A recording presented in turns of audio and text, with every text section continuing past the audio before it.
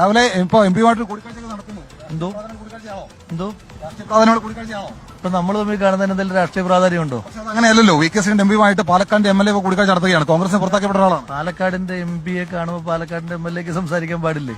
പക്ഷേ കോൺഗ്രസിൽ നിന്ന് പുറത്താക്കപ്പെട്ട ആളാണ്. പുറത്താക്കി എന്ന് പറഞ്ഞപ്പോ കോൺഗ്രസിന്റെ ഒരു നേതാവിനെ കണ്ടാൽ നമ്മൾ സംസാരിക്കണമല്ലോ അല്ലേ? ഇപ്പൊ CPM-ന്റെ നേതാവിനെ കണ്ടാൽ സംസാരിക്കണ്ടേ? BJP-യുടെ ഒരു നേതാവിനെ കണ്ടാൽ സംസാരിക്കണ്ടേ?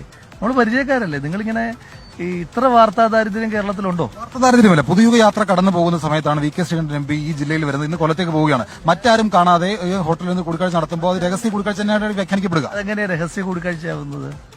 ഒരു ഹോട്ടലിന്റെ റെസ്റ്റോറന്റിൽ ഇരുന്ന് കാണുന്നതിനെ നിങ്ങൾ എങ്ങനെയാണ് രഹസ്യ കൂടിക്കാഴ്ച എന്ന് പറയുന്നത്? എങ്ങനെയാ? രഹസ്യമായി കാണാനാണെങ്കിൽ എത്രയോ സ്ഥലങ്ങളിൽ ഇത് കാണാം അല്ലേ? പാലക്കാട് വികസനം സംബന്ധിച്ച കാര്യങ്ങളായിരുന്നു അപ്പോൾ ചർച്ച. ഞങ്ങൾ പലതും സംസാരിക്കുക. അതല്ല ഇപ്പൊ നിങ്ങളോട് ഷെയർ ചെയ്യേണ്ട കാര്യമുണ്ടോ? ഇപ്പം നിങ്ങളും അദ്ദേഹവും കൂടെ ഞാൻ വരുമ്പോൾ സംസാരിച്ചുകൊണ്ടിരിക്കുകയാണ്. നിങ്ങളെന്താ സംസാരിച്ചതെന്ന് ഞാൻ നിങ്ങളോട് ചോദിക്കേണ്ട കാര്യമുണ്ടോ? നിങ്ങൾ ജനപ്രതിനിധിയാണ്. ജനപ്രതിനിധികളാണെങ്കിൽ തമ്മിൽ സംസാരിക്കുന്നത് എന്താണ് നിങ്ങളോട് പറയേണ്ട കാര്യമുണ്ടോ? നിങ്ങളോട് പറയേണ്ടത് മാധ്യമ സമ്മേളനം നടത്തി നമ്മൾ പറയും.